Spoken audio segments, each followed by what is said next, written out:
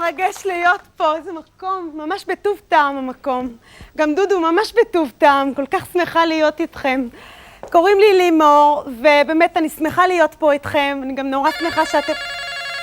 סליחה רגע, יש לי טלפון, תמתינו. הלו? היי, מרגו כפרה, מה שלומך נשמה? יופי, מה המצב? על הכיפק, מה ככה? יופי, מה קורה? בסדר, מה חוץ מזה? נהדר, מה איתך? על הכיפק, מה מספרת? יופי, מה חדש? על הכיפק, מה חוץ מזה? נהדר, מה קורה? ברוך השם, אני נחה. נכון, 3 ימים לא הייתי פה, מי גילה לך?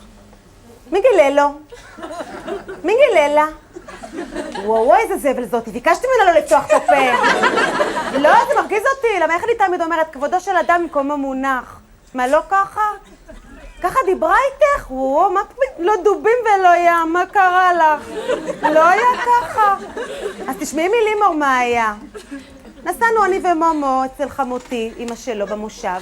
טוב, הכנתי מאוד יפה, כמו שאני יודעת. קוסקוס, מטבוחה, סלטים, חריים, פיצוחים, פינוקים, למה יש דגש בפה, לא, אני מושכלת, אל תראה אותי ככה. טוב, בקיצקץ הגענו. היו גיסים, גיסות, שכנים, חברים, מה שהיה בטוב טעם. עכשיו, נכון, שימי? מקלדמד. אחותה? לא המחומצנת, אחותה. לא הקטנה, עם הסלסול השחור. זאת שעובדת פמיניסטית במספרת דלס, נו. כן, נכון, היא הבת שלה. לא הקטנה הגדולה. כן, נכון, היא. התפסתי אותה באמצע קטע עם מומו.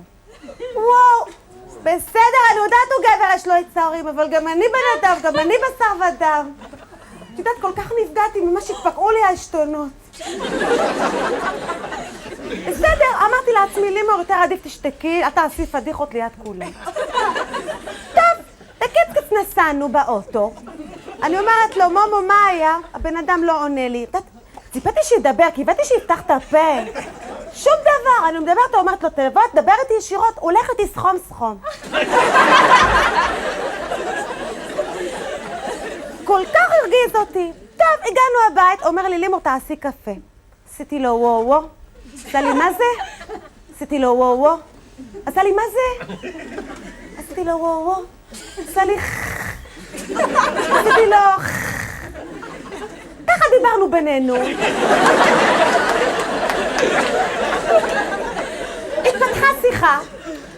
אמר לי, לימור, תעשי קפה, או שאני מביא לך את הקפה. לא הספקתי לענות, הביא לי את הקפה. הוריד עליי קפה, התחלתי לצעוק והירקתי עליו בפנים.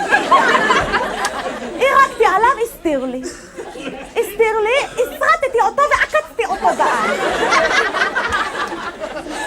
טוב, ככה התחלנו להתלחם בפסדרון. הביא לי קפות, נוגרות, ביטות לפנים, הרג אותי. אבל פר הגיע לי. הייתי רעה. הוא גבר, יש לו יצרים, מה אני אעשה? ביקשתי סליחה, קיבלתי עוד קפה. טוב, הלכנו לשאול, למחרת הרגשתי לא טוב. הלכתי בקופת חולים, עשו לי דיאגנוזה, משהו. גילו שיש לי זלזול מוח.